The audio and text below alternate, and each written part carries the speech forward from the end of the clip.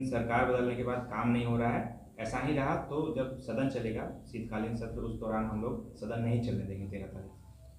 देखिए, भारतीय जनता पार्टी के लोग अपनी विफलता को छिपाने के लिए इस तरह की बात करते हैं। नौजवानों को रोजगार मिले, इस बात का वादा भारत सरकार में आने से पहले इन लोगों ने किया था। कहा था कि 2 करोड़ नौजवानों को प्रत्येक साल हम रोजगार देंगे। हुआ कुछ नहीं। तो अब चुनाव लोकसभा का आ रहा है। अब इनको लगता है कि लोग हमसे सवाल पूछेंगे, उन सवालों से बचना है।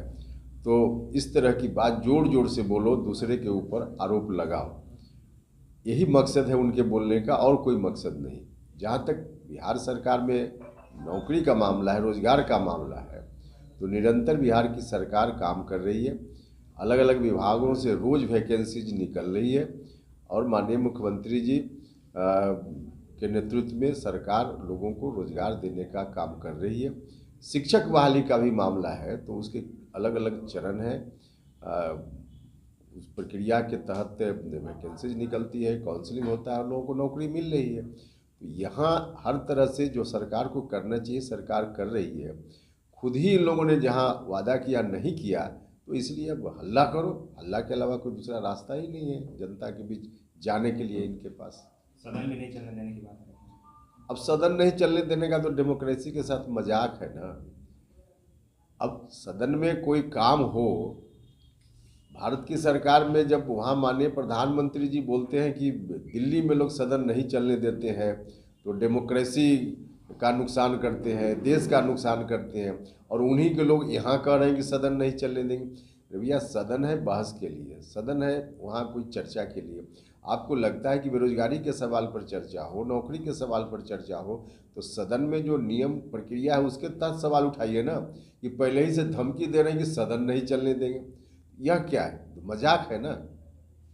खाद को लेकर यही तो मैंने एक तरह से व्यंग है ना, मजाक है ना बेरोजगार नौजवानों के साथ। 2 करोड़ हर साल, अब 8 साल 9 साल बीत रहा है, तब 10 लाख 5 लाख, क्या मतलब इसका हुआ? सीधे सामने चुनाव दिख रहा है इसलिए इस तरह की बात कर रहे हैं, वरना उनको तो बताना चाहिए ना कि 2 करोड़ नौजवानों को हर साल क्या हुआ, इस पर जवाब देना चाहिए उनको। ऊँट के मुंह में जीरा का फोरन डाल रहे हैं ना, सीधे मजाक है नौजवानों के साथ। नीतीश जी थे तो उस समय पटना यूनिवर्सिटी को केंद्रीय विश्वविद्यालय क्यों नहीं बनवा दिया? अब जो लोग राग अलाप रहे हैं और झूठ मूठ मतलब कोई काम पहले नहीं हुआ तो अब नहीं हो, यही मतलब हुआ कि किसी कारण से अगर कोई काम नहीं हुआ पहले तो अब नहीं हो। यही सुशील मोदी जी के कहने का मतलब है। अरे ठीक है, जब कभी नहीं हुआ, लेकिन आज की तारीख में जरूरी है, इसको करना चाहिए ना। हाँ। और मंत्रिमंडल का ही विस्तार नहीं हो रहा है, क्या लग रहा है इससे सरकार के काम पर खास पर असर पड़ नहीं रहा है? नहीं नहीं, ऐसा नहीं। देखिए, सामान्य तौर पे तो अधिकारी हर विभाग के होते हैं जो काम करते हैं, तो वह काम तो होता ही रहता है।